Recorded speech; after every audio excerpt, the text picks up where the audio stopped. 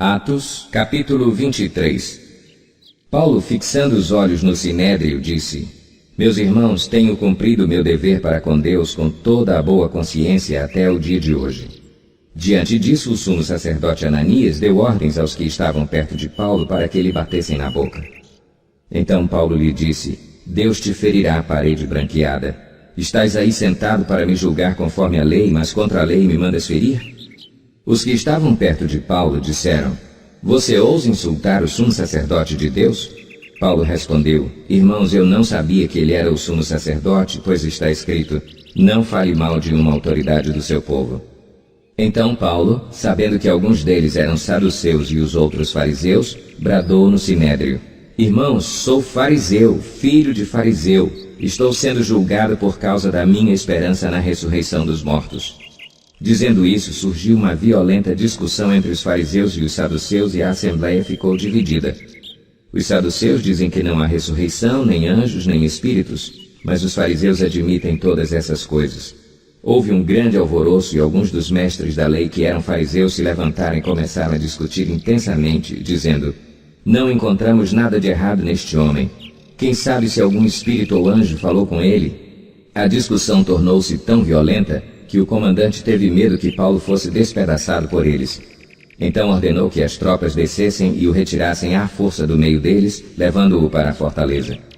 Na noite seguinte, o Senhor, pondo-se ao lado dele, disse: Coragem, assim como você testemunhou a meu respeito em Jerusalém, deverá testemunhar também em Roma.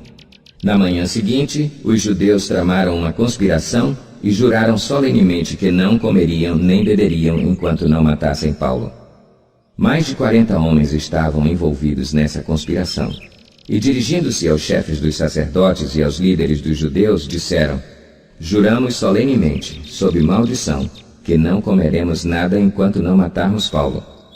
Agora, portanto, vocês e o Sinédrio peçam ao comandante que o faça comparecer diante de vocês com o pretexto de obter informações mais exatas sobre o seu caso. Estaremos prontos para matá-lo antes que ele chegue aqui. Entretanto, o sobrinho de Paulo, filho de sua irmã, teve conhecimento dessa conspiração, foi à fortaleza e contou tudo a Paulo, que, chamando um dos centuriões, disse: Leve este rapaz ao comandante. Ele tem algo para lhe dizer. Assim ele o levou ao comandante. Então disse o centurião: Paulo, o prisioneiro, chamou-me, pediu-me que te trouxesse este rapaz, pois ele tem algo para te falar. O comandante tomou o rapaz pela mão, levou-o à parte e perguntou: O que você tem para me dizer? Ele respondeu: Os judeus planejaram pedir-te que apresentes Paulo ao Sinédrio amanhã, sob pretexto de buscar informações mais exatas a respeito dele. Não te deixes convencer, pois mais de 40 deles estão preparando uma emboscada contra Paulo. Eles juraram solenemente não comer nem beber enquanto não o matarem. Estão preparados agora, esperando que prometas atender-lhes o pedido. O comandante despediu o rapaz e recomendou-lhe: Não diga a ninguém que você me contou isso. Então ele chamou 2 de seus centuriões e ordenou-lhes: Preparem um destacamento de 200 soldados, 70 cavaleiros e 200 lanceiros a fim de irem para Cesareia esta noite às 9 horas. Providenciem montarias para Paulo e levem-no em segurança ao governador Félix. O comandante escreveu uma carta nestes termos: Cláudio Lísias, ao excelentíssimo governador Félix. Saudações. Este homem foi preso pelos judeus que estavam prestes a matá-lo quando eu, chegando com minhas tropas, o resgatei, pois soube que ele é cidadão romano. Querendo saber por que o estavam acusando, levei-o ao sinédrio deles. Descobri que ele estava sendo acusado em questões acerca da lei deles, mas não havia contra ele nenhuma acusação que merecesse morte ou prisão. Quando fui informado de que estava sendo preparada uma cilada contra ele, enviei-o imediatamente a Vossa Excelência.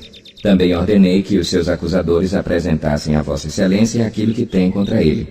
Os soldados, cumprindo seu dever, levaram Paulo durante a noite e chegaram a Antipátride. No dia seguinte, deixaram a cavalaria prosseguir com ele e voltaram para a fortaleza. Quando a cavalaria chegou a Cesareia, deu a carta ao governador e lhe entregou Paulo.